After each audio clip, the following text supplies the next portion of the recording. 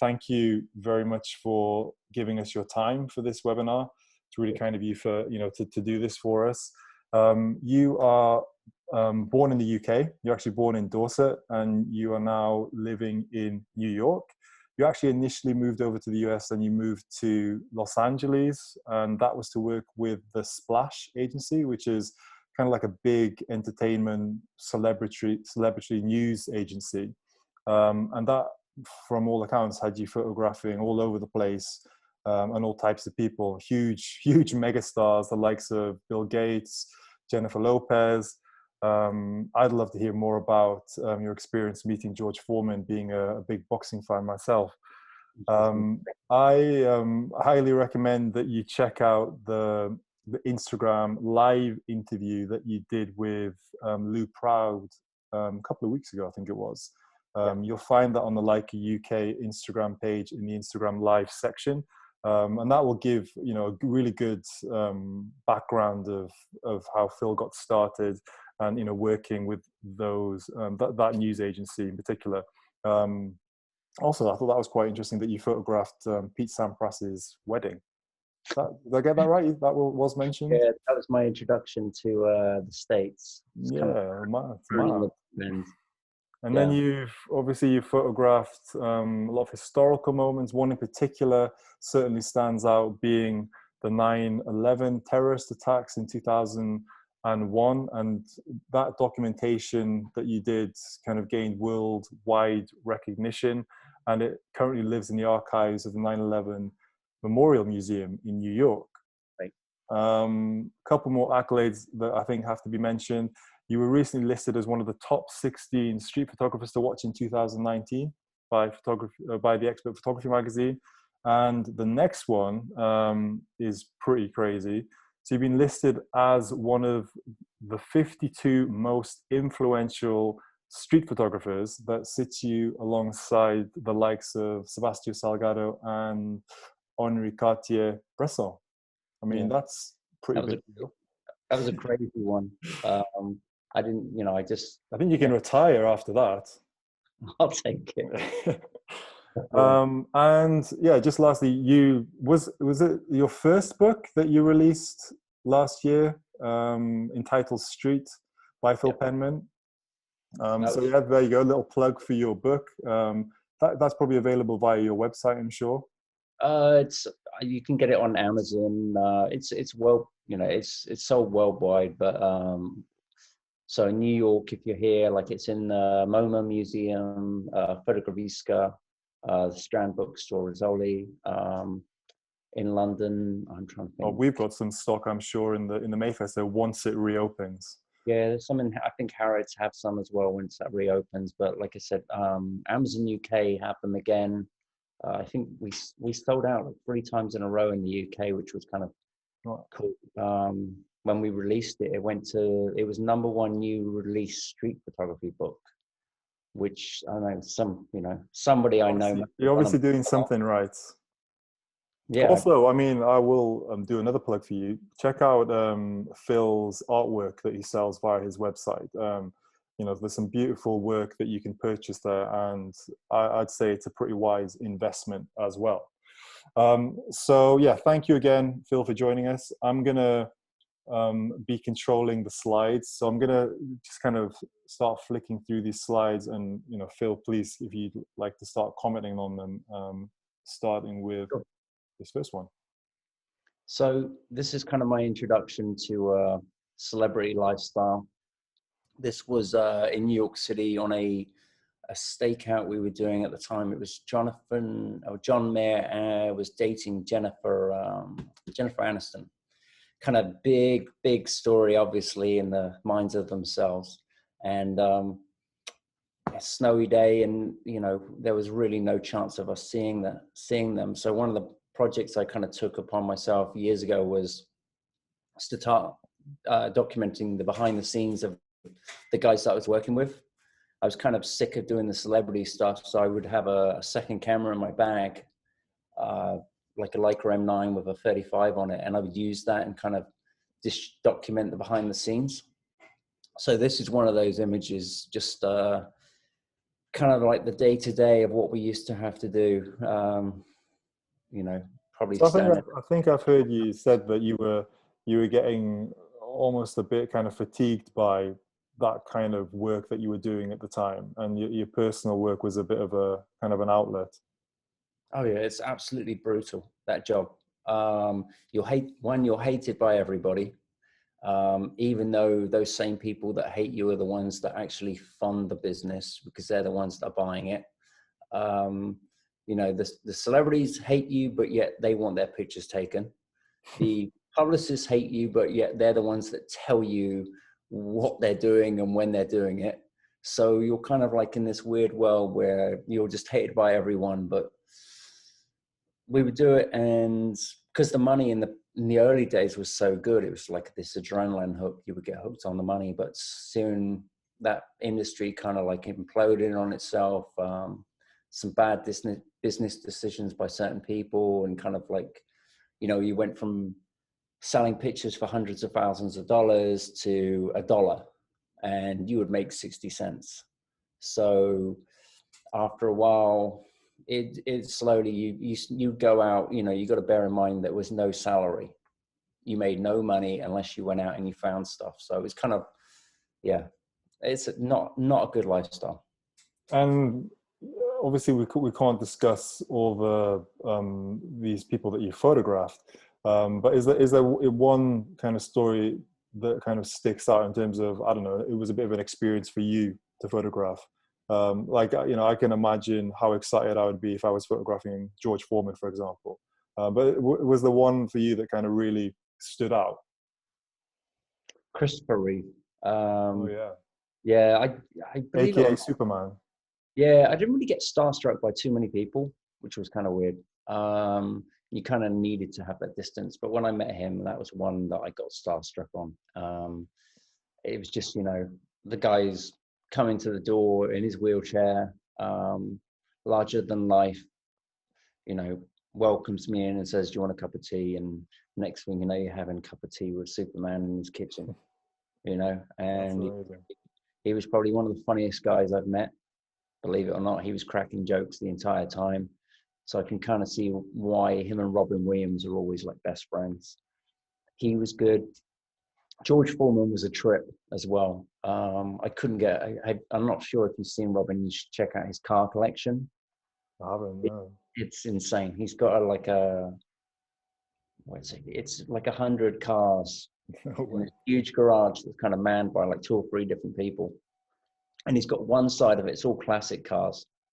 And then the other side is all, you know, you've got like Maybach next to Cadillac, next to No Ferrari, way. Lamborghini. It's just like, okay, yeah. I can imagine him on the vintage side. I just didn't imagine him, you know, with all the mod cons of the new cars as well.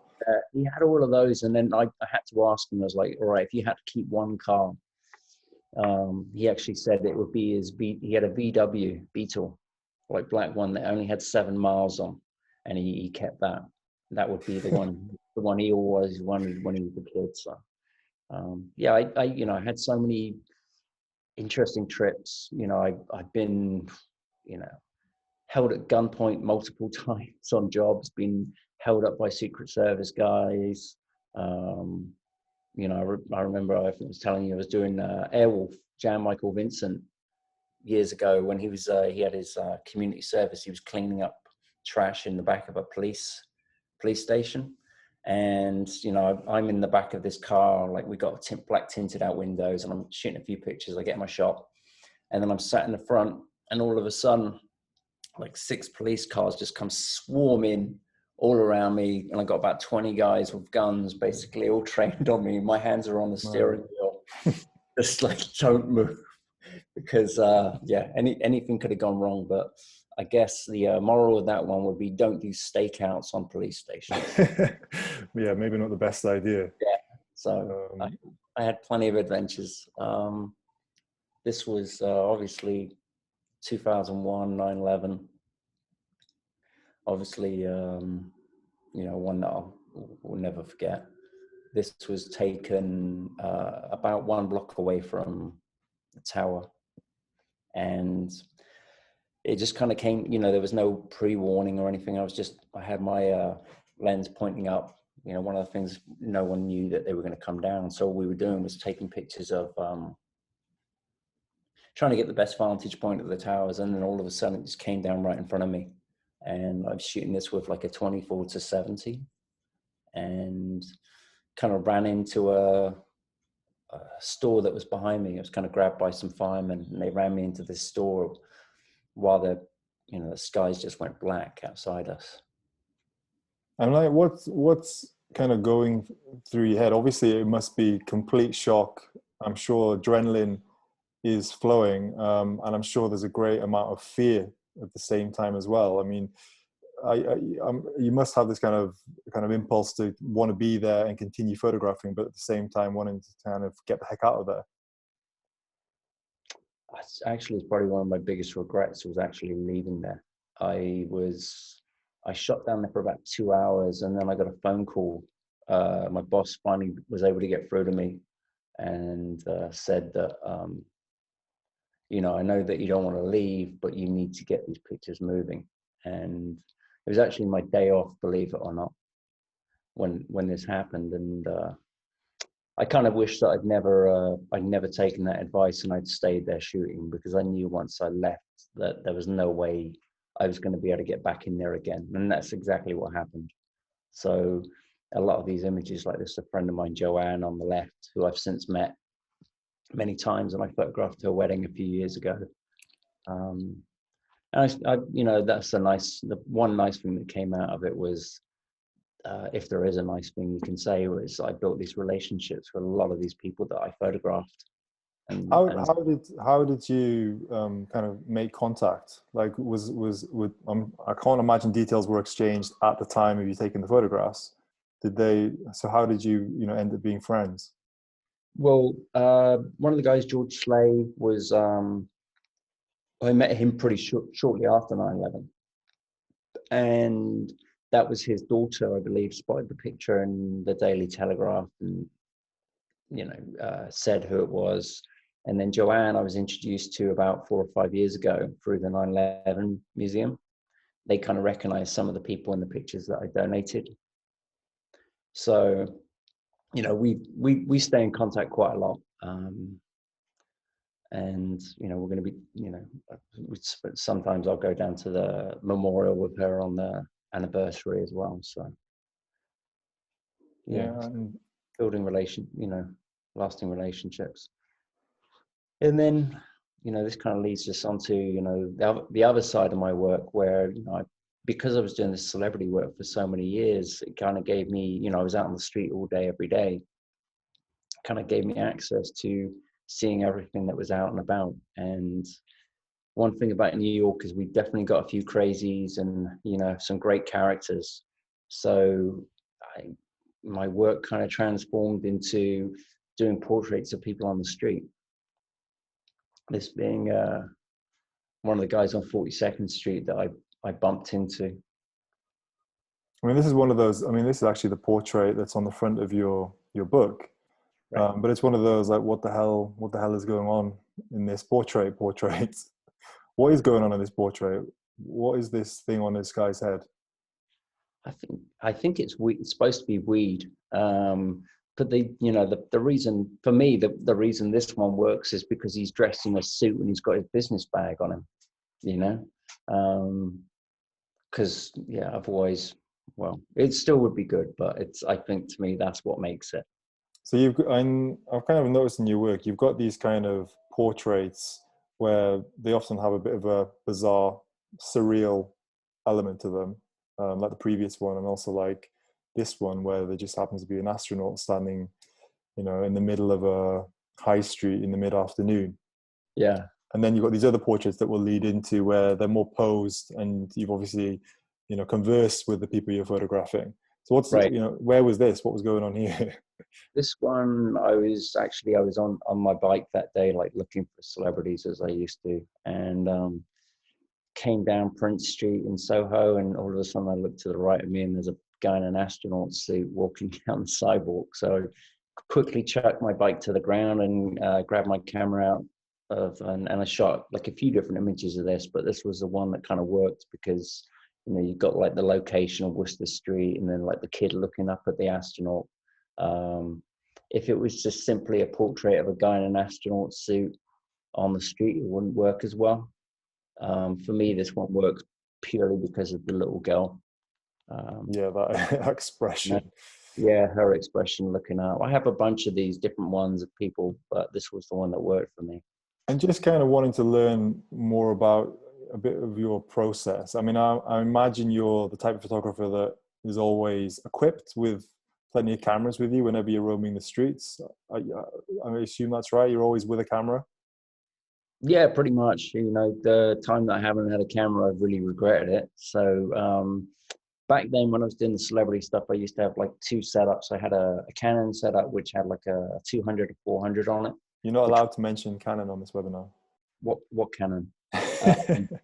But I had that, and it was like purely for the celebrity stuff. It was like a 200 to 400 with a 1.4 converter on it, and that was kind of my separation of work. And then I had a Leica M9 with a 35 1.4 on, and the other side of the bag. So I used to have like this custom bag was made for me, like this long custom bag, so I could fit a laptop, two cameras, and you'd have that on your shoulders for like 12 hours a day. And it's just like that was the separation for me with the two different cameras. So it's like I had it quick access, you know, for the celebrity stuff, but also it's quick access so I could get these kind of shots, because you know you don't want this guy running down the street on you and you miss the pic. Absolutely. And then moving on to some of these, you know, more stage portraits. So you're obviously comfortable with approaching, you know, people in the street. And you know, are you working with them in terms of their pose, or do you find that your subjects kind of find their own positions? So you know, like I said, I really don't have any problem going up to people on the street. Uh, you know, the worst thing they can do is say no. And also, before you even approach people, like if I'm walking down the block and I see something, I'll kind of watch how they are first as well, so that I'm not going to approach someone who's completely crazy. And normally, like for me, when I go up to someone, you know, the first question is going to be, well, why do you want to take my picture? Some people, like the guy with the bush on his head, with the weed on his head, you know, he's almost asking to be photographed. You know, they're looking for attention. Some people just want attention, and that's not an issue. It might be that they want some money to take the picture, because that's what they're out there for. They're hustling to make money, and then that's your choice whether you want to give them a few bucks or not.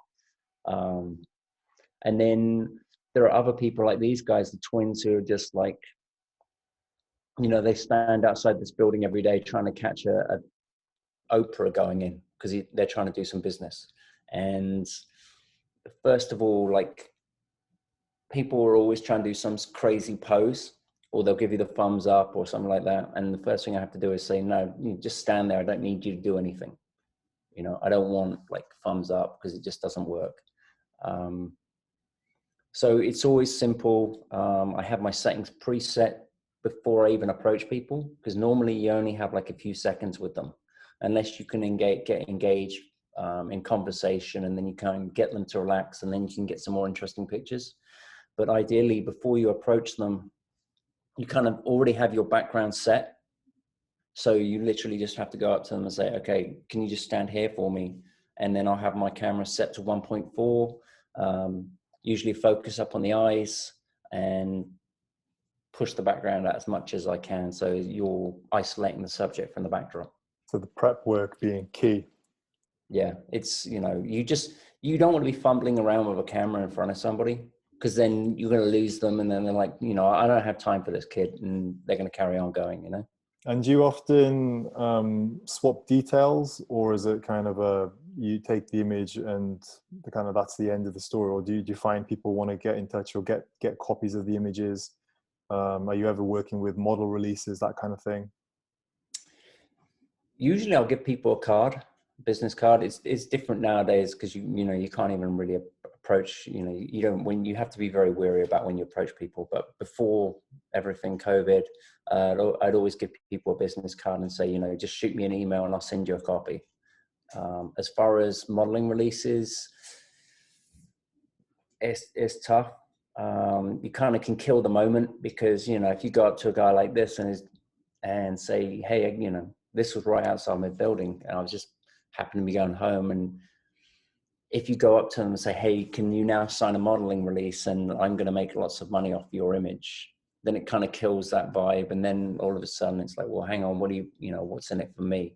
So I've had occasions where people have wanted to use my images for commercial use, and I have to tell them, like, sorry, there's no modeling release. But, you know, to be honest, it's more about getting the picture than the fact that I'm trying to make money down the road out of it. You know, it And depends. makes sense. Sorry, I interrupted. What were you saying?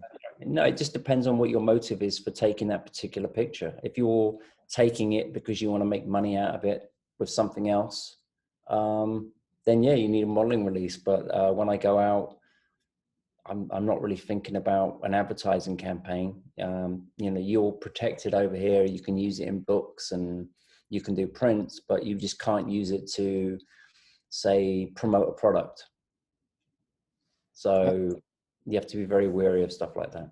Yeah, and I just wanted to ask about kind of mind frame. When you're going out doing like street portraits, are you in a street portrait mind frame? Is that what you're out to do? Or are you kind of just generally street shooting?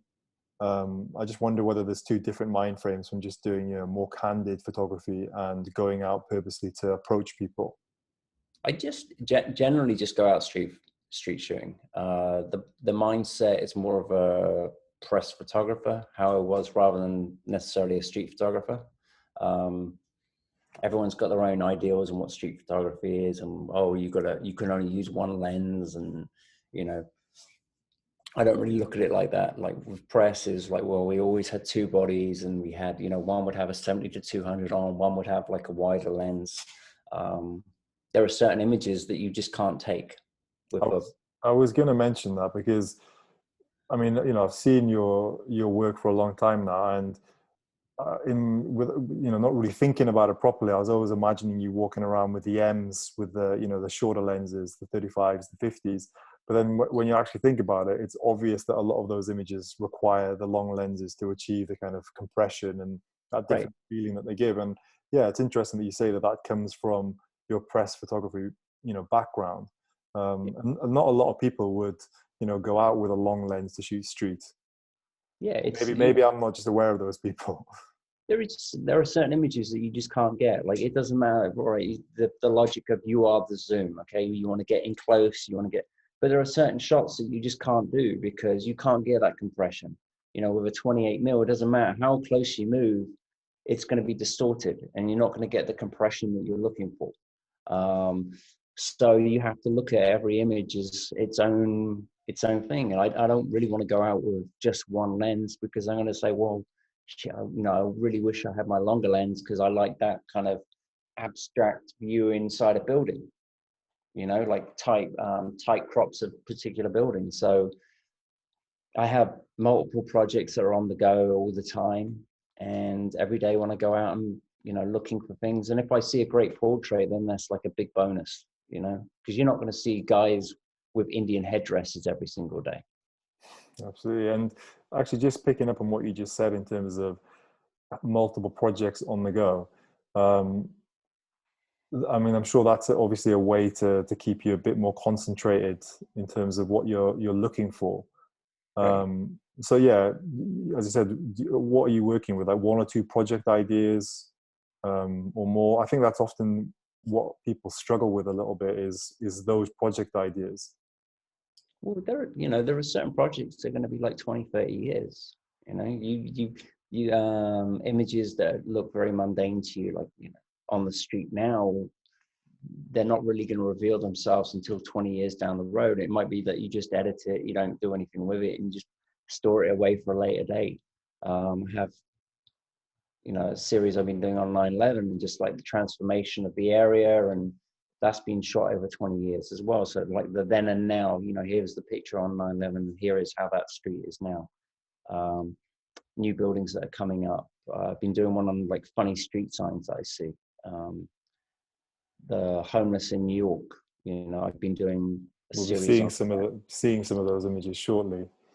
Yeah, so there's there's lots of features that I've been doing over the last 20 years as well.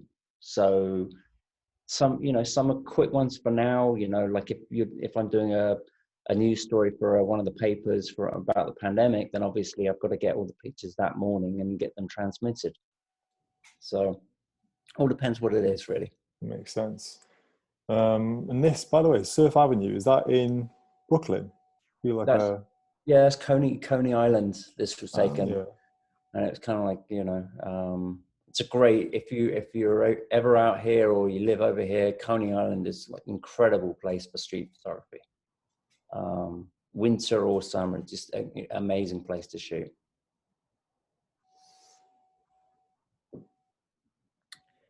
This was on the West Side Highway a few years ago. This is before the World Trade Center was finished being built.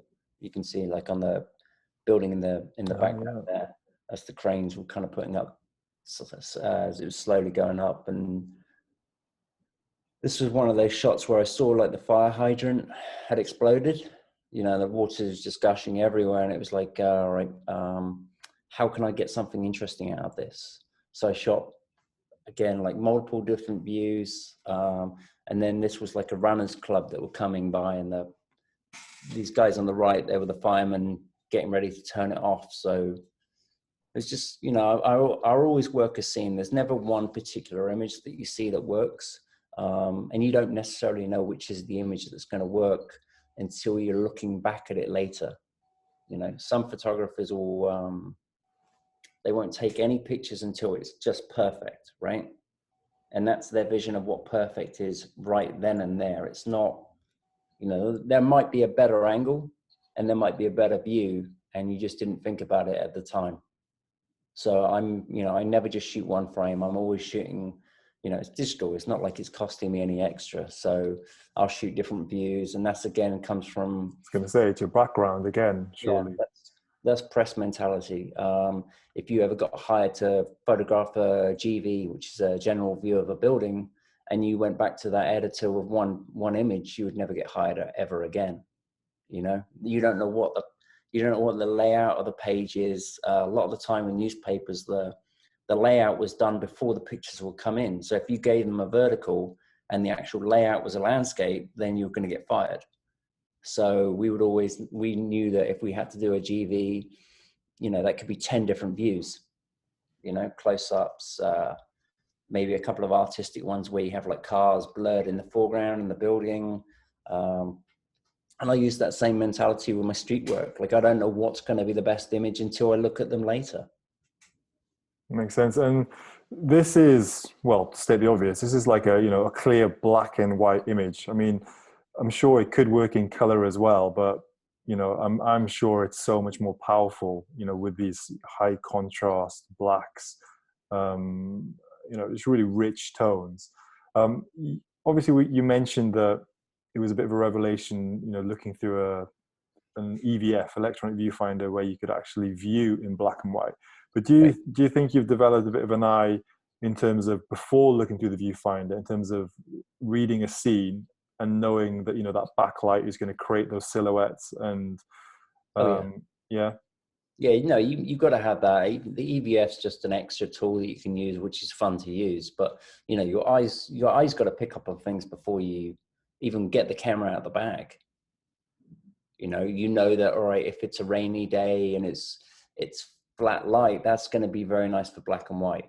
Because you've got that you got across the tones, even lighting, which is nice, and especially for portraiture is really good.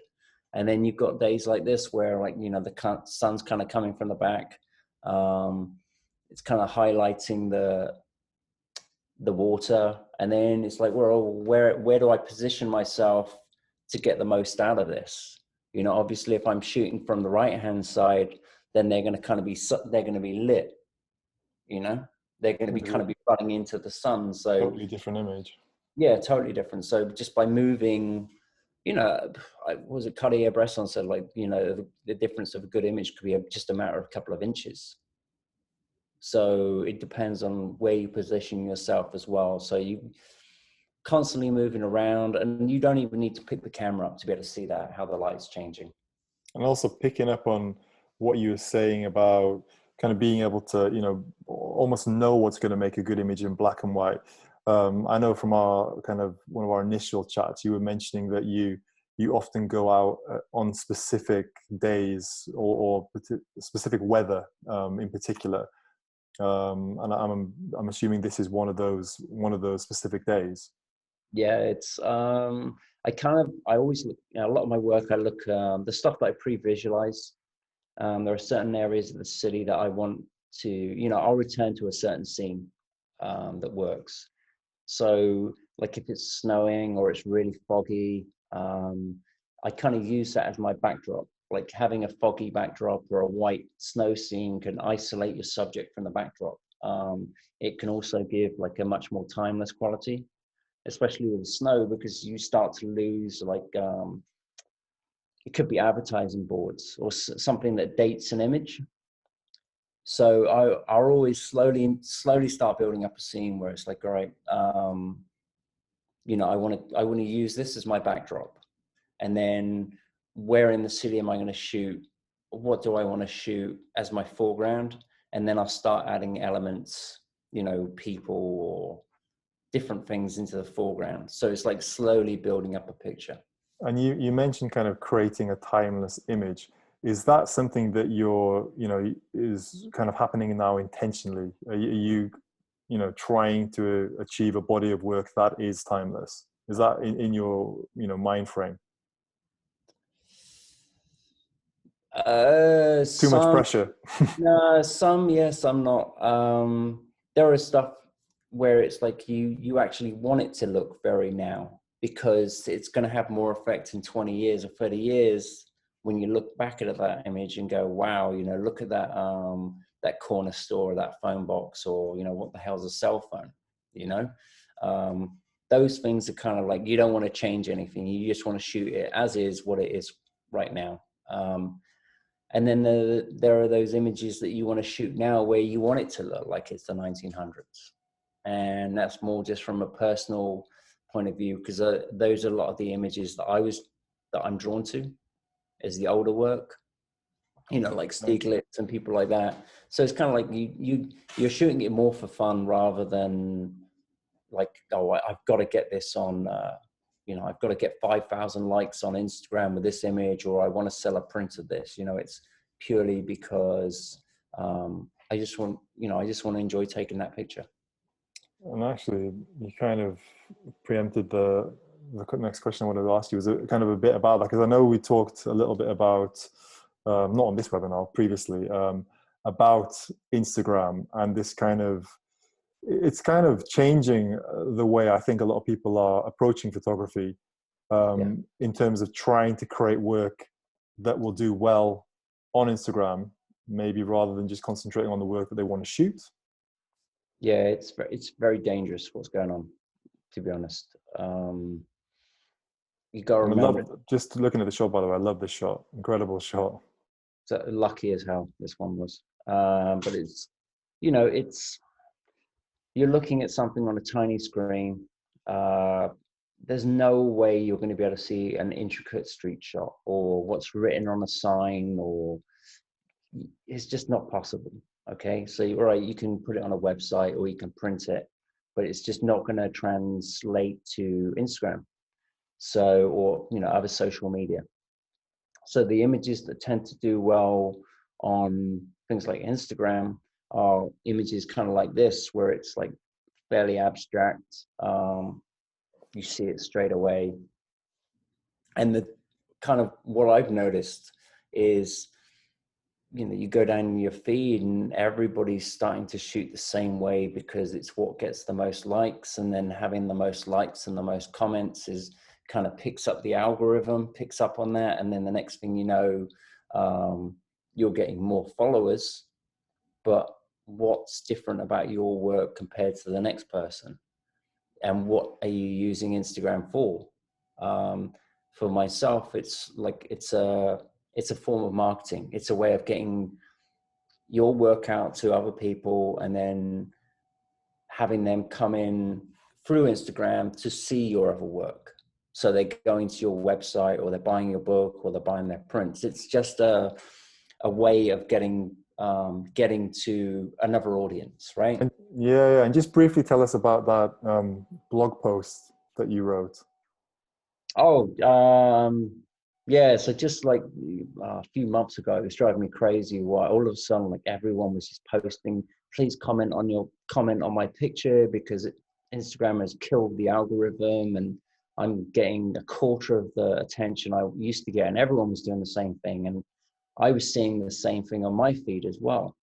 And I don't know whether it was just purely based on COVID-19 kind of kicking in and people weren't taking pictures anymore. But I did a post where like, why don't you like my work? Instagram and the battle for attention. And all it was just a black square with, why don't you like my work? And I wrote this article about, you have to understand it's not necessarily your work, it's not about that. Like some of the greatest photographers that have ever lived that are on Instagram, they're getting 100 likes or 50 likes. So it has nothing to do with that. Like Sebastião Salgado had like 40,000 followers at the time. And I'm like, he's probably, in my mind, he's probably the greatest living photographer right now. And the I guy was going to ask you that at some, later points. Who are your, gods yeah, of photography? yeah, I think just in general, he's on another level compared to everybody else. And so if you went by that metrics of, oh, well, the guy's only got 1,000 likes, so he must be nowhere near as good as the guys that's got 50,000 or 1,000,000 likes. It's all, it's all crap. But it would people get it into their head that the merit of the work is based on the amount of likes that they get. And I just kind of wanted to say, it's got nothing to do with that. You've got to remember you're fighting against a computer. You're never going to win that one. There's like, it has nothing to do with the work. It's just like, all right, if the computer sees that you're getting this amount of likes per day and this amount of engagement, it's like you get pushed up to the next level. And all of a sudden you're getting 100 followers a day. And then you go higher and it's like, all right, now you're getting 200 followers a day. And it's like this weird system. And then if all of a sudden you only start getting like 500 likes a day versus 1,000, then you've been bumped down again, and you're getting 50 followers a day rather than 100. So it's a weird very thing. easy way to get discouraged from your passion.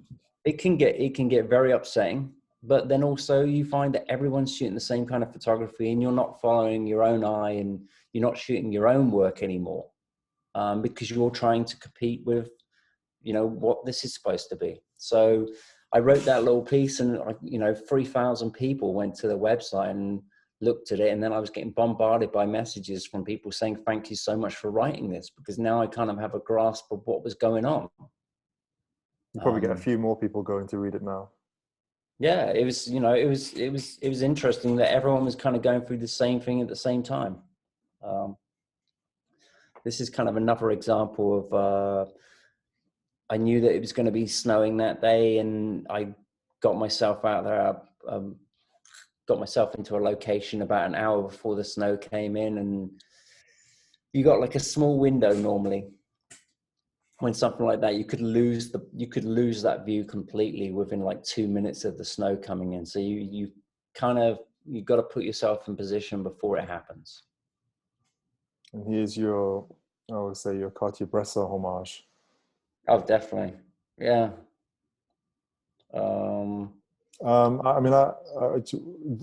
There's this kind of whole, I don't think you'd ever heard of it, but a lot of people bang on about kind of hunting and fishing in street photography. Right. As in finding a potential location that's going to work and then waiting for your characters. That would be fishing. Let's get this right. Or, the more predatory approach where you're following around characters, more of the Bruce Gilden approach. Do you find yourself doing one more than the other, or is it a bit of both? I can't say that I've ever followed anyone around. I have, but they were celebrities and that was a different job. But I can't say that I've ever followed a random person around.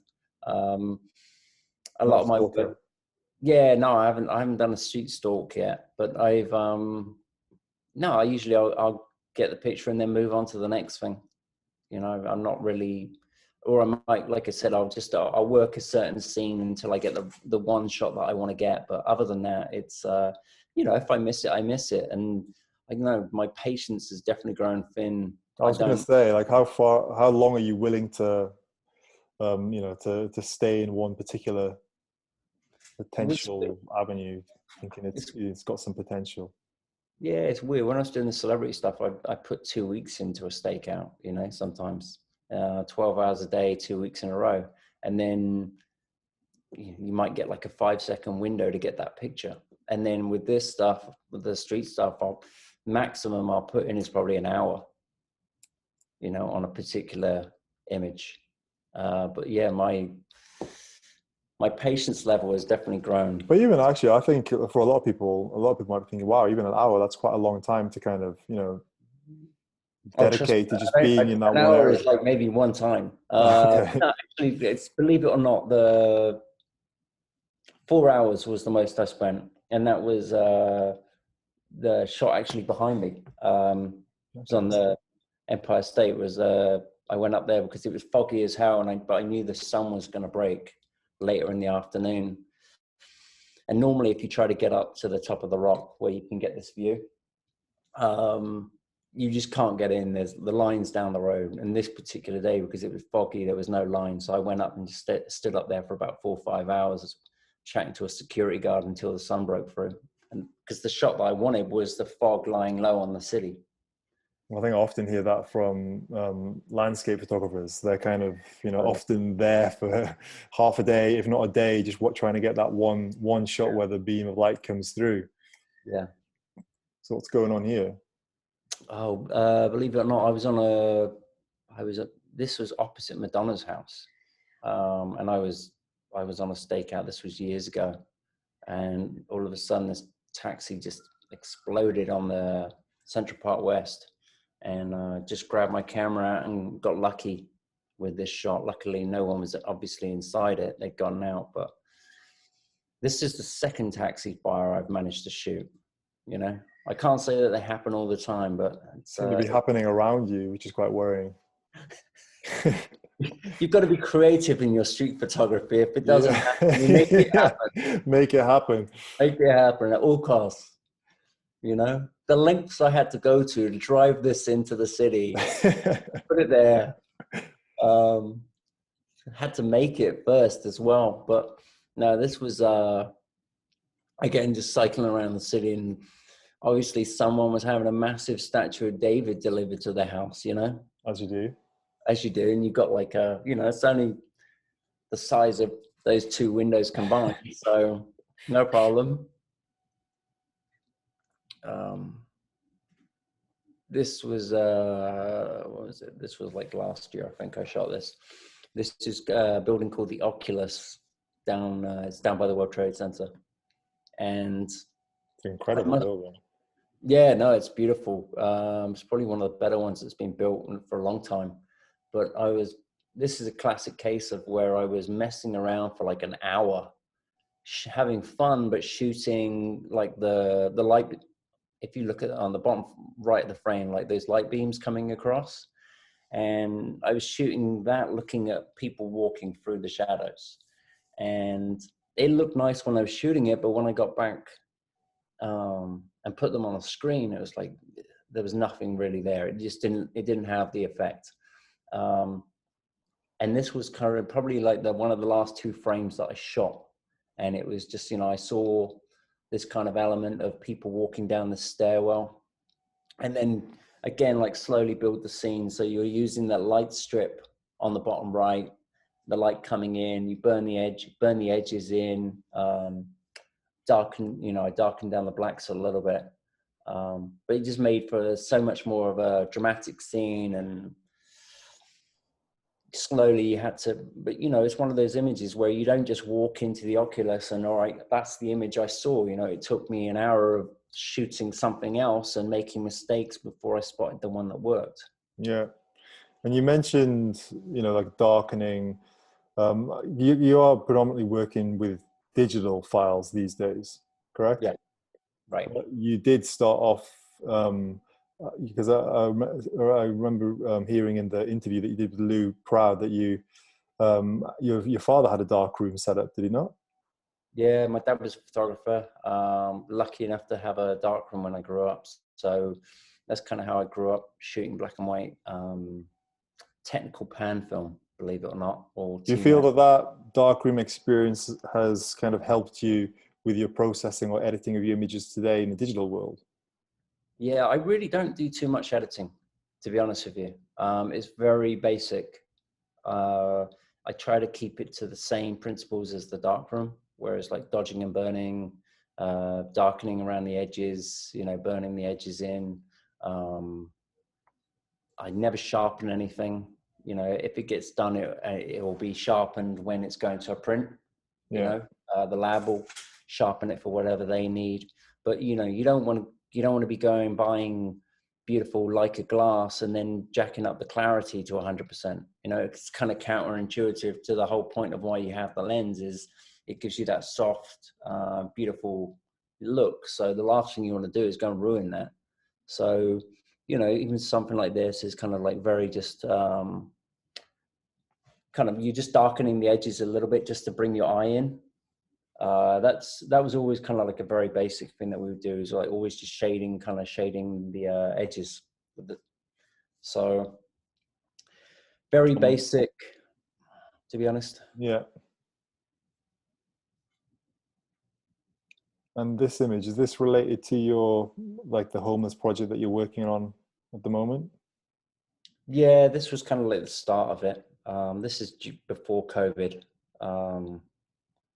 I just thought, you know, it was very weird that, you know, how this guy's just lying on the steps, whether he's out drunk or whatever, but it's just like people just streaming by. Not, you know, nobody's asked, you know, what's the matter? Is he okay? It's just one of these things that you see now. There was a guy on the street who I was watching the other day, and he had his sign out, and I sat there and watched him for a while before I went over to give him a few bucks. Didn't take his picture or anything, didn't feel right that I could ask. And he almost broke down in tears on me, because he said, "You're the first person in 4 hours to even stop and acknowledge me." And it was scary that's, you know, that's what it is now, that we just stream past these people like they don't exist. You know, all it takes, you don't have to give people money. Sometimes it could be just a simple, a nod of the head or a good morning to somebody, and it just makes their day and makes them feel like they exist. So I think there's often a bit of a conflict in people's minds in terms of photographing homeless people, because they feel as if, you know, at some point they're taking advantage of those things. But I mean, I personally feel that it's the photographer's mind frame at the time in terms of, you know, why they're doing it. But I feel that you're doing it with purpose, which is the thing which makes all the difference. you don't even have to take a picture there. You to go and just make someone feel like they exist. You don't have to photograph them. You can just say good morning, or, you know, you want a coffee. It's not a big deal to do that. For me, the homeless project, like I never photographed anyone homeless really before all of the COVID kicked in. While I was going, you know, there were like two takeaways from COVID in New York City. And actually neither one of these subjects has come to life. People, it's just been completely ignored. One was construction, was on every single block. Everyone kind of thought that everything had shut down, whereas construction industry just like went tenfold. They were on every single block. And then the other was the homeless.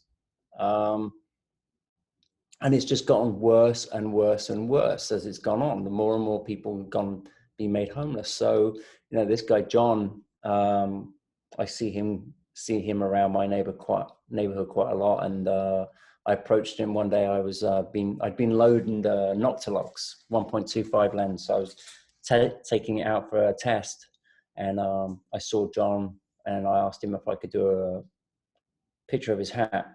Like he sits in a wheelchair, and you know, it's not like you want to say, "Hey, John, can I do a picture of you in your wheelchair?" So it's like, you know, do you mind if I do a portrait a view of your hat. So he very kindly let me do that. There's certain people in my neighborhood that I know pretty well at this point. Really strong portrait. Yeah, he's an interesting guy. He was like, he used to run a restaurant out in New Jersey, and now he's been on the street for a while, and just is what it is. It's a guy called Charlie who you don't necessarily need to show someone's face to really get the message. This one was purely, what grabbed me was the guy was a veteran. And, he wasn't asking for anything. He was just charging his phone. We have like mobile charging stations here. He's charging his phone. And I went past him and I brought up the fact that, I saw his US Army sticker on his leg. And I just asked him, do you mind? And he said, no, go ahead. And then got chatting to Charlie for a while and kind of got his story. And he was, he sent his wife back up to Toronto before COVID hit, and then of course he got stuck here. But it didn't, you don't necessarily, you get the story just from looking at that. Yeah, just from that detail. Yeah, it could be just, it could be someone's hands. Like you get the story just in the hands. I love this one. Yeah, this guy, he was an interesting guy. I wanted to photograph him because he just looked totally jacked up. He's like ripped, and he's riding around on his bike. And I grabbed him and said, do you mind if I just photograph you with your mask? And after about 30 minutes of chatting with him, he was trying to sell me a bag of weed. So it's like, he's got to be the most jacked undercover cop I've ever seen, Did you make the purchase? Oh, no. Yeah, no chance. My luck, I'd get arrested. Yeah, I mean, I love this portrait. I didn't actually notice the little bag of weed when I first looked at it. Makes it even better. Yeah, no, he's a cool guy. He didn't mind. This is part of the series. I was actually down here doing recon for a commercial shoot that I had to do, and there was a guy called Shamay who's I was photographing. I was actually doing the bridge, and then he came up to me and he kind of like just wanted to tell me his life story all of a sudden. But he's been living, a lot of them, there's about 50 or 60 of them living under the FDR Drive at the moment. And it was just, to me, it was very powerful that you've got like the Brooklyn Bridge, and then, he's very organized. Like he had his brushes there and he's sweeping up around where he lives. He still has pride in where he lives, even though he's on the street. This is, believe it or not, my subway entrance, and it's kind of like you can tell a story without having to show someone's face. So someone's sleeping down there. This one was just playing with composition, the lines. This woman called Tippy. This was on 8th Avenue, and I got chatting to her for a while, and she was basically just looking to get some new shoes. So just, interesting person. You never know who you're going to get chatting with as well. Like I was chatting with this guy the other day, and he just, he came up to me, and next thing you know, we're discussing the royal families of Europe. And he was like the most insightful guy, knew everything about everything. Like, and you would never suspect it, Oh, this was a weird one. It's a guy called Tommy. So I was walking down Broadway, and he was getting all his possessions were being thrown in the back of a sanitation truck, which is a garbage truck. And the stuff that's behind him was the stuff he was kind of like moving down the street, salvaging. And he had this great jacket on. It was like on the back of it, it said, "Fuck everything."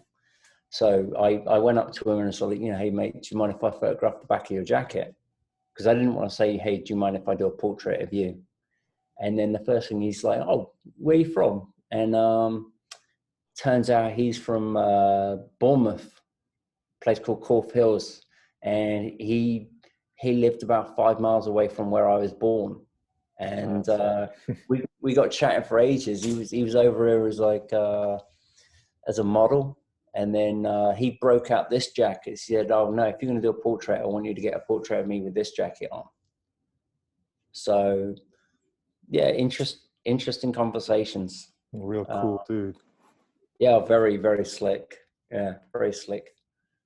And this one, I think you mentioned is one of your most popular images in terms of sales.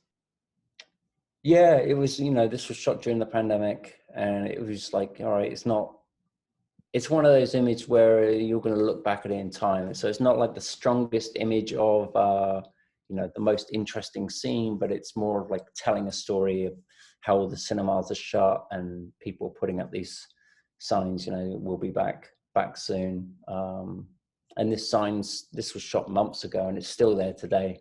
Nothing's changed. Yeah, I was saying I kind of see the reflected side, or the other side of the street, in that light as kind of like a symbol of hope. Right. Yeah. So I think this one was being shown in London. Actually, I was approached by a company in London that wanted it for something. And this, there's more of them than there is us. This was on 42nd Street, right by Grand Central Station. And the rat, things are bad when the rats are just running riot. I'm just speeding up a little bit because there are so many questions coming through that we're never going to get through them unless. This was on the Staten Island ferry. For me, it's kind of like, you talk about hope. That's the way that I look at the Lady Liberty, kind of like looking over us all. That was the angle I was going for with this. And again, it was shot with like a longer lens because I wanted, again, you needed the longer lens to get the compression to pull the statue closer to the subject. You wouldn't have been able to do that with a 28 or a 35. Makes sense. That's got to be a fishing shot. It was just, normally you're waiting for people to be out of the scene with this. And this particular day I had to wait about 30 minutes for somebody to walk on the street. So like you said, I guess this was a fishing shot. Same kind of deal. This was on Madison Avenue. Usually you can't even get a clean shot on this because it's just full of people walking up and down. And this particular day I kind of lined up this, the light was kind of hitting the street just at the right time. And this person came and like stood there and looked at their own reflection for like a few seconds and then walked away again. And then it's a case of waiting for someone else to walk down the street. I've got to say, I'm really jealous of that kind of steam that you always have coming from the ground in New York. Yeah, it takes a lot of work for us street photographers to go and set these things up. A really powerful image. As is this one. This one was pretty sad. Once the looting and everything kind of kicked in New York, I just couldn't really take it, to be honest, and took off to the Jersey Shore. This is in Atlantic City, and I was walking down the beach late at night, and this woman was just sat in this chair with the waves crashing into her, just for quite a long time. They were in their own head. It's one of these occasions where you kind of want to go up to them and ask if everything's okay, but at the same time you don't want to impede in their space if they're in their own train of thought. So yeah, it's a really quiet image. And then I had to do a little bit of dodging to get that bird in there. This is again like talking about shooting with longer lenses. So this was like stood in the middle of Fifth Avenue using 90-280 on the SL, and again trying to get that compression. Yeah, as you say, you can't do this with a wide lens. No, it doesn't matter how close you were to move into those four people, you're starting to get distorted view. So this is why I shoot a lot of longer lens stuff as well. It kind of creates like a really strange perspective as well on the people. They become almost like miniature. Right. They look like little toy figures within this, large cityscape. Yeah, this like at this point of the year, there was like nobody walking around. I was stood in the middle of Fifth Avenue for about 5 minutes taking this picture. And someone was just staring at me. There was a security guard. He was just staring and watching me. And we're both kind of realizing that when in your lifetime are you ever going to be able to just stand in the middle of Fifth Avenue for 5 minutes taking pictures? And you photoshopped the birds in later on. Of course, I have a whole library. I have a whole library of bird shots that I use for multiple images. Yeah. And this is the final one that we're showing today. Yeah, this was like again another take on empty Staten Island ferry with the statue looking on. Again, it's like using that longer lens so you can get that compression. This is one of my favorite images, I think. That's a beautiful shot. I mean, yeah, I'm sorry. I kind of had to speed up a little bit there because I was suddenly conscious of time. We could have talked a lot longer, but otherwise we're not going to be able to answer any of these questions that have been coming through. So let's have a look. I'm going to start with a couple of questions that were actually emailed in, a couple of very organized people. So there's a question from Dean. And it's kind of like a more of a kit related question, and it was, which lens do you find yourself using time and time again for street photography? 35 Summilux 1.4. Boom, done. Next question. My go-to thing. Thanks. That's my favorite lens as well. Yeah. What's the one thing now, this is a question from Maria, sorry, what's the one thing you know now which you wish you'd known when you started taking pictures? Shoot everything and anything, I'd say. There's so many regrets of images that I wish I'd taken. That's a good one. Yeah, I'd say shoot everything and anything. And then I wish I'd been less naive to certain situations as well. Like you're going to learn a lot of lessons. Like I've been doing it 27 years, and you're going to learn. There's going to be a lot of people out there that are looking to take advantage. I suppose it's hard to be naive, though, to not be naive without that experience. It's a learning curve. I guess the only way you can look at it is you have to learn from every mistake you make. And if you don't make the mistakes, then you're not going to get better. So again, it can go to your shooting as well, like shooting different takes on things, because it's by making mistakes. At the end of the day, you're just trying to build up consistency. Like every day you go out, you want to get better and better, and make less mistakes. So you have to make those mistakes in order to get better. Makes sense. Question here from Steve. What are your views on specialist black and white software rather than Lightroom, Photoshop? I use Capture One, believe it or not. There's some great, really good black and white styles that they have in there. I used to use Silver Effects with Lightroom, but the thing that used to annoy me was I kept duplicating all my files, because every time you would export from Lightroom to Silver Effects, it would effectively create a second file. It's really annoying. Yeah, it's annoying because your cloud storage, you're now doubling up on everything. So I didn't want to do that, and then I started using Capture One about 2 years ago, and that really just like sped up my workflow. And I guess like the photo editor that I work with, he said that they were smart, that they bought all the raw software in the early days, so that's why it kind of handles the raw images a lot better. Okay, thank you. A question from Richard. Like many, I prefer to carry as little kit as practically possible. If you had to choose just three color filters, or even fewer, for street and urban landscape work, which colors would you recommend? If you use filters, in fact. No, it's what I used to use red, orange, and yellow years ago. ND, like a 6-stop ND filter would be nice. I've got a couple of them that I use. If you want to bring down the light and you want to be shooting at 1.4, yeah, a couple of ND filters, and then maybe a red filter or something would be kind of useful. Believe it or not, polarizing filter as well is a good one. I had to use that for a job recently where I had to shoot. I had to kill the reflection of a windscreen, and that's useful as well. So Yeah, probably those. But I don't, day to day, I really don't carry that many filters around with me anyway. Okay, thank you. Rob is asking, well, first of all, says amazing images, Phil. What's Thank your you. favorite lens on the, what's that? The L-MM monochrome, I suppose. Maybe On just the monitor. the Yeah, if L. it's on the so the main lenses that I use, believe it or not, between the cameras, I have an R lens, which is a 105 to 280, and I have adapters so I can put that on both the M and the SL.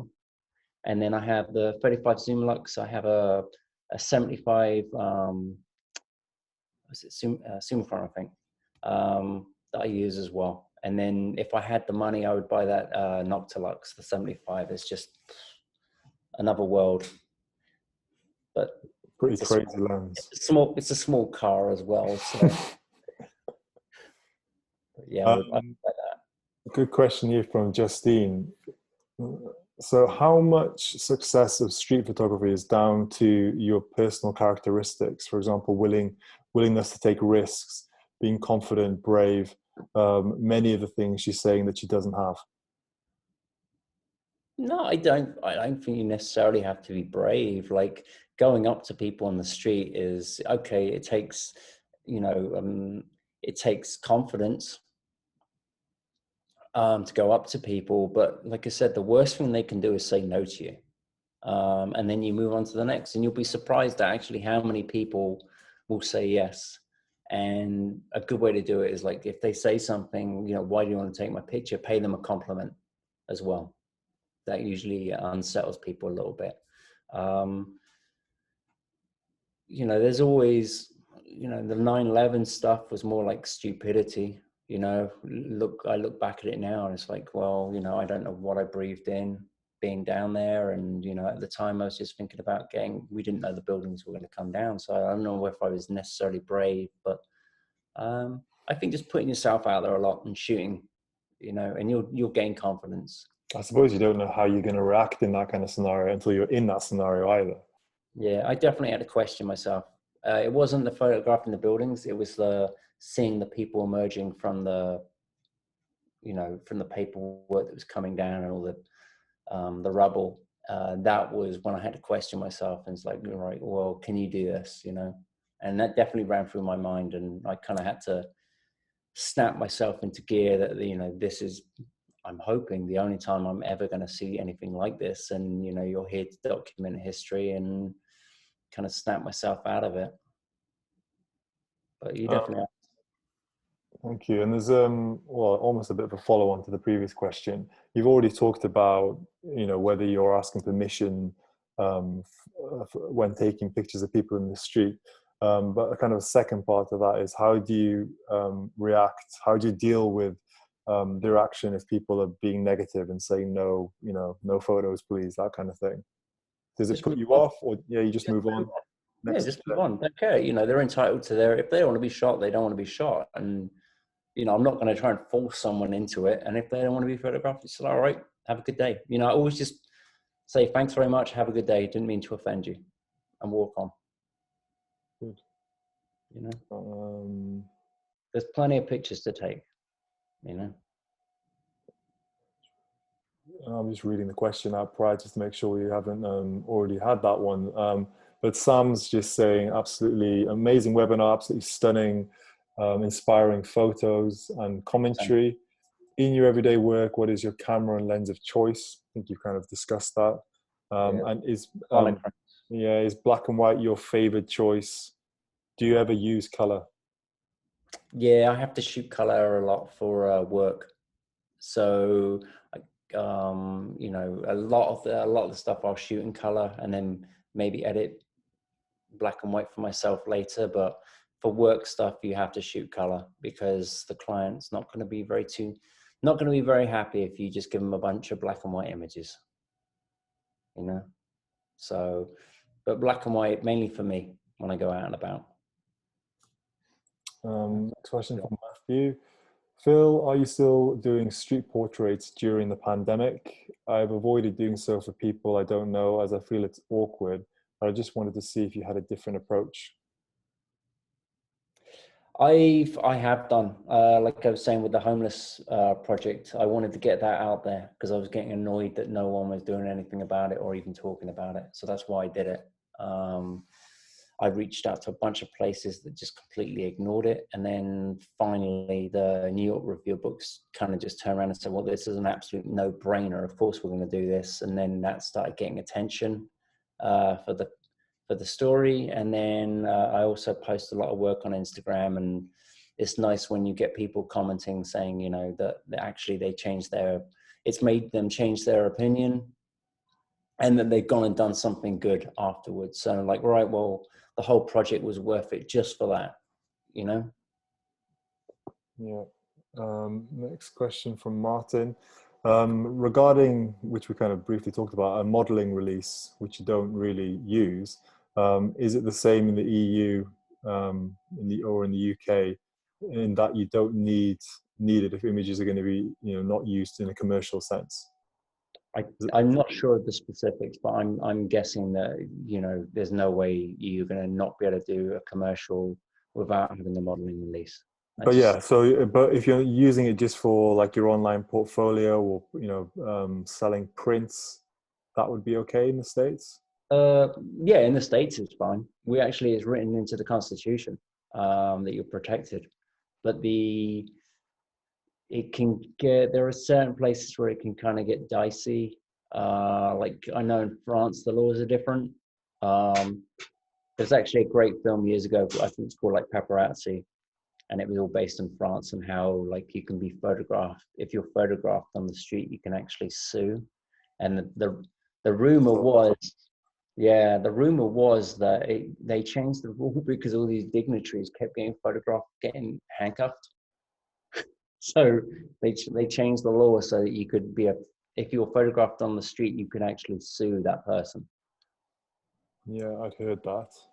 Yeah, so different countries, you got to watch Well, yourself. be careful. Check the rules of the country you're shooting in is the lesson there.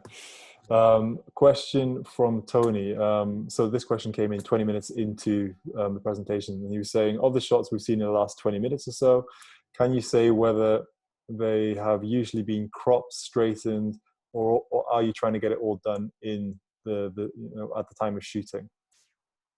No, I wish I was that great. You know, I look at no, so there are those out there that will say that you should never crop an image. You know, that you're looking at a whole industry of darkroom easel boards that would have gone out of business. You know, look at Arnold. If you want to look at Arnold Newman's work, he used to do like massively tight crops on his images. If I can get it done on the shoot, then perfect. But normally I always have to do like a little straightening. I think there's too many beers in the past just got me shooting more. And Yeah, that's a good plug for the newer higher resolution Leica M cameras. yeah, you you need them because you Yeah. drink too much beer. Yeah, there you go.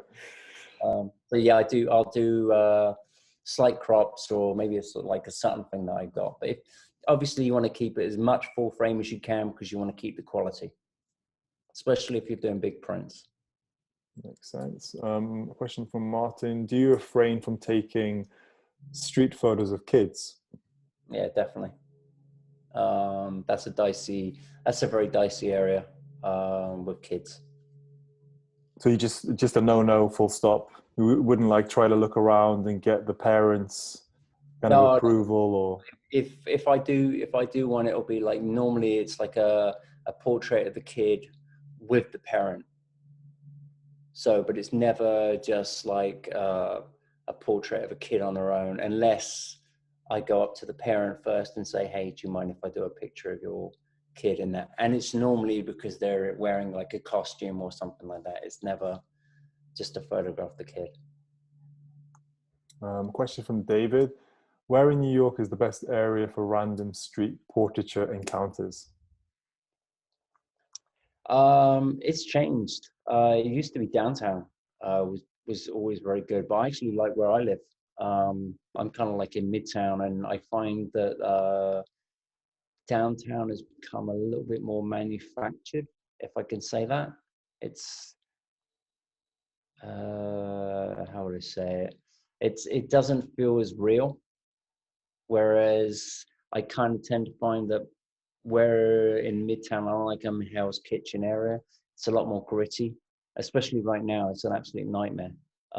It's kind of like gone back to how it used to be 30 years ago, where you really have to watch your back. But it's great for characters, and the street scenes that you see are a little more edgy. But at the same time, be very mindful, because it's pretty dangerous when you walk around, especially like early in the morning as well. But yeah, that's where I like. Great, thank you. Sam, who I've been in correspondence with, he's really struggling to make a decision between a 75 or a 90mm Summicron lens. So he wants to ask you the same question.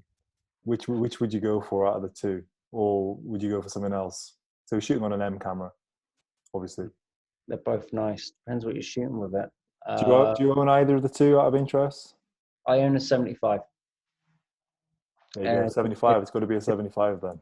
Yeah, if I could afford it, like I said, I would buy that Summilux, the 75. Sorry, the Noctilux. The Noctilux, yeah. Yeah, if I could afford it, I would buy that lens. But no, you can't really go wrong with either one. Probably, again, depends what you're shooting. 75 is good for compression, but it's not as good as maybe like, yeah, again, it depends what you're shooting. But for portraits, either one of those lenses is going to work well. I'm glad, because I think that's kind of the same thing I said. Sam's probably sitting there getting really frustrated, going, just choose one for me. 75. There you go. Question from Antonio here. Do you make any use of the concept of zone system, like zone focusing, I think? Is that what you mean? Yeah. Zone system as a native, thinking about the final image. Yeah, I'll use it. Compositional things. I'll use it for certain images. Where you're bunging it at like 5.6 at 15 feet, and just or other thing I'll do is I'll pre-focus on the street. The only thing I'll say with that is... he means black and white zone system. I think is that in terms of tonal ranges and... No, what is that? I don't even know what that is. Well, there's like Ansel Adams. Ansel Adams, yeah, of course. Big panel system, but no, I don't really use that, to be honest with you. Every image is different for me. Some are like super contrasty, some are a lot more tonal. And a lot of it's more by eye, or when I'm going to print it, we adjust it in the lab, to be honest. Okay, thank you. Question from Frederick. New York City is, of course, regarded as one of the classic cities for shooting street. What are your thoughts on how the pandemic has affected NYC as an ideal place for street photography? I don't think it has affected it. I think it's still great. Like I said, it's a lot more edgier now. You're getting a lot more edgy pictures. I don't know if that's a good thing or not, but I don't like the fact that it was becoming a little bit sterile, where you move in from somewhere else and you want to make New York. It's the same around the world, right? It's like all the little mom and pop stores are disappearing, and every city is becoming a generic kind of look of the next one. It's the same stores, the same everything everywhere. So I kind of like the fact that it's gotten a little bit more gritty for street photography, but from I don't like what's going on with with the lockdowns, where it's like only the big can survive, right? So all that happens is all the mom and pops all disappear, and the city kind of loses its identity a little bit.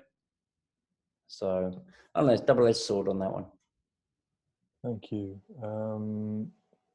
Ruth is asking if you know a good alternative to Instagram to showcase your work. I use my website to be honest. The website is the ultimate. So can Ruth upload her work to your website? Yeah, you can, no problem. I have, I steal this work from everywhere else anyway. The main reason you're using like social media is because you're using them to bring those people back to your main base. Like, so your website is always your main place where you put all your work, and all you're doing is you're using Facebook, LinkedIn, Pinterest, Instagram, Vero, whatever else. You're just using those platforms to bring them back to your base and see your work, because otherwise all you're doing is everyone is only seeing your work as a tiny image on a small phone screen, you know? So work on your website and then figure out ways to bring them back to your website.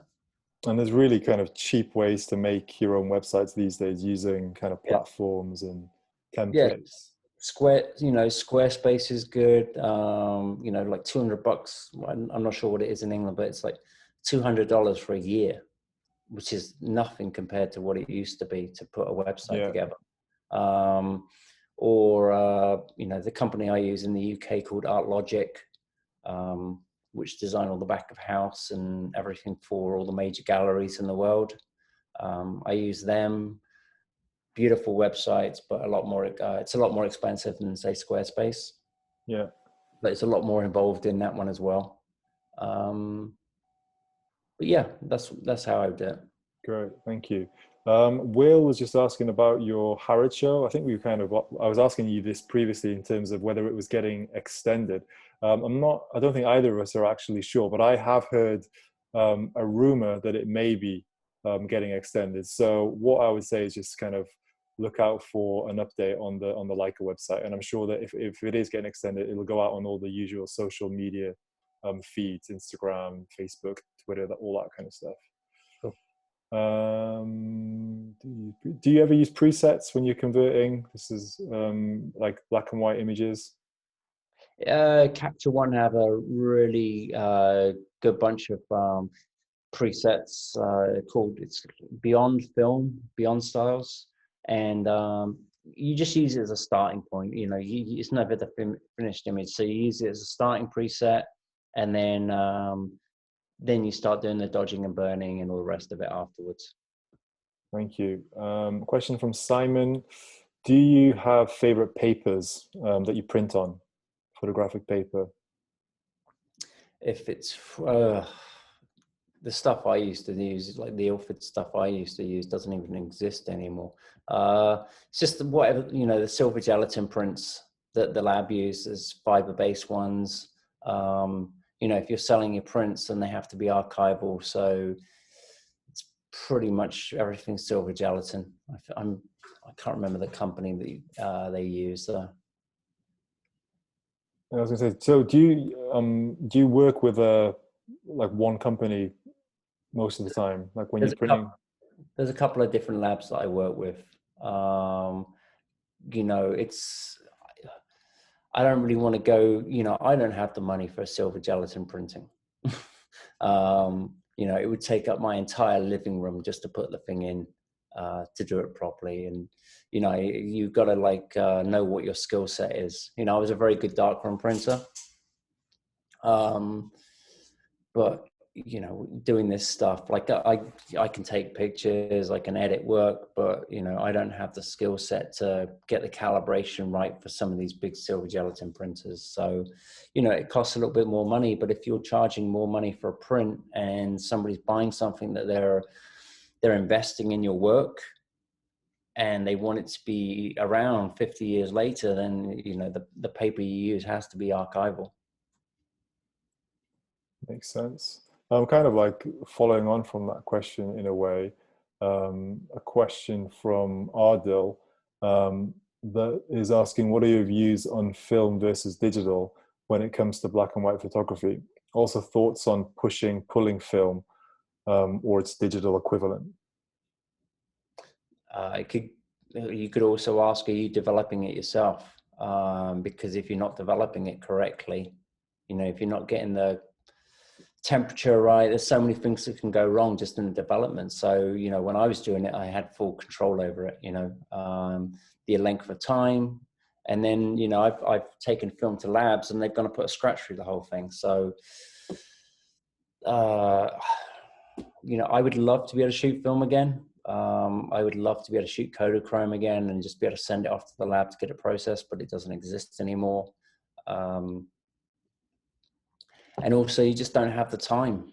To be honest with the clients, they want everything now. So, you know, I have an M7 that I can still shoot film with, but most of my work is shot with a monochrome, and I get beautiful files from that. I think I've heard you say that you're obsessed with like fine grain or fine noise, I guess it's called in the digital world. So Yeah, you're often trying to keep the base ISO if possible.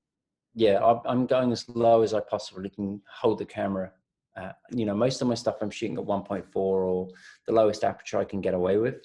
And then, you know, if I can shoot at 50 ISO on the SL, then I'm going to shoot everything at 50, because, you know, you use that as your base starting point, because you can always, there's, you know, digital grain in itself is not like film grain. It's not like a beautiful looking thing, right? Whereas black and white, you know, 3200 T-Max is a beautiful look to it. So I'd rather start with a low base starting point where I can always add grain using the software. Like some of the grain in Capture One is very nice. So you can always go up, but you can't take, like, you know, an image that you shot at 25,000 ISO and make it look like a 50 ISO image. Yeah, I think that's where often people get a little bit kind of tripped up in a way, that they're intentionally shooting with a high ISO on digital, thinking that they're doing it for the purpose of creating that grain like look, but it's never going to work. It's never going to look the same. I would just say, like, play around with some of the like Silver Effects has got some good styles as well. The ones in Capture One I use are great for grain. Again, ideally, if I could, I'd be shooting, like, I know that Salgado he used to shoot everything on T-Max, I believe, because they wanted a certain look. And then when he had to stop shooting film and he started shooting digital, they had to recreate that grain somehow with the lab that he works with for a digital sensor. That's So interesting. yeah, it's not easy. Lucky Sergio just got the M10 monochrome. He's saying, can you give him a good tip to get the most out of the tricky raw files? He loves your work. Thank you, Sergio. To get the most out of the raw files, I bracket anyway, to give myself a bit more to play with. And Even kind of those candid street shots you're bracketing. well, some, yeah, some, mainly the street scenes. The candid stuff's a lot harder, but I tend to go darker than I do lighter. So, you know, I always tend to shoot darker than bright, because trying to bring down the highlights in the software, it just never works. It just looks, I don't know, it's just like a horrible gray. Whereas, like, if you're bringing up the shadows, I always find that you can get a lot more out of the image shooting darker than you can the other way. Some good advice there. Thank you. Vikran is asking, would you ever shoot in a suburban setting? Like, for example, I guess like not a built-up city. oh yeah, and I grew up in the country. Yeah, So actually, that's an interesting question. Do yeah, you have you got any interest in shooting Dorset? yeah, definitely. You know, it's I Have you one of, shot Dorset? I mean, have you yeah, done it as a project? not as a project. I haven't been back there enough.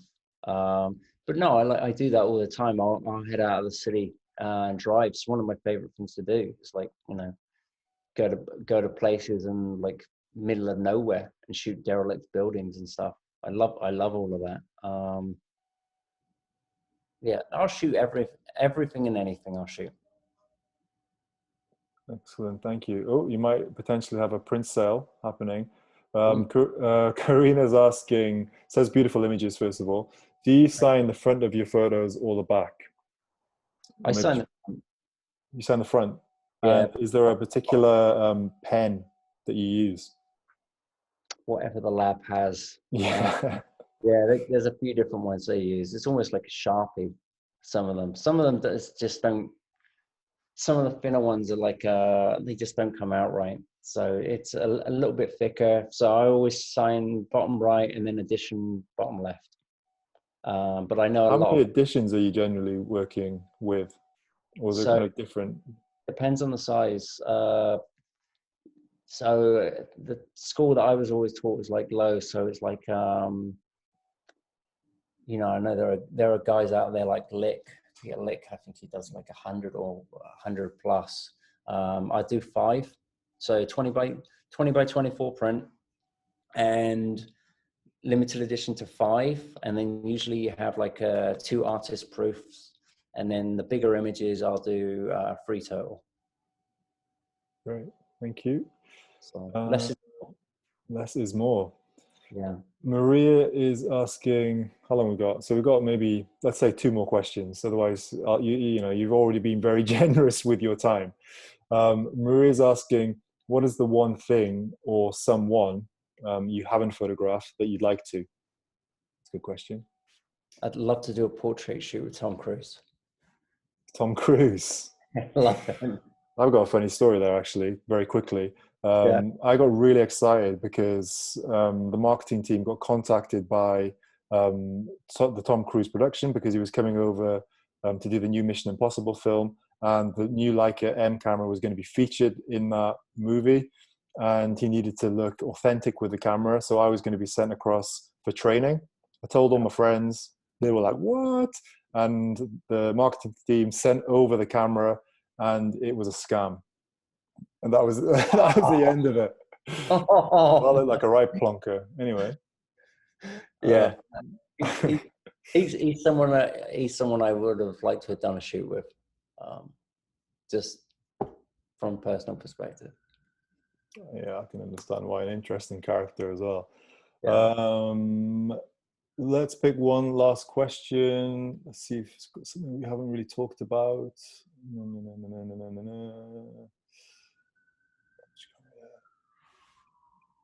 I think we've actually answered. Let's see. I think we've answered most of these, to be honest. Do you still shoot film? You've already said that. I think we've got through. I think we've got through everything. So, thank you very much once again. As I said, you've been really generous with your time. You've taken the time to answer, I don't know how many questions. I think about 30 odd questions. Yeah, thank you very much. And actually, the one last thing I should mention is you are doing a street photography workshop with us just under 2 weeks. Right. We're starting on the 2nd of December. Don't quote me on that. Check the website. And there is actually just the one place remaining. It's proven highly popular. So there may be 1 or 2 of you that might be interested in having a look at that. But yeah, there's just the one space. So don't take too long if you're thinking about grabbing that last place. But yeah, thank you very much, Phil. No, and I hope that we can maybe do something again in the future. definitely. Have a good day, everyone. Cheers, Phil.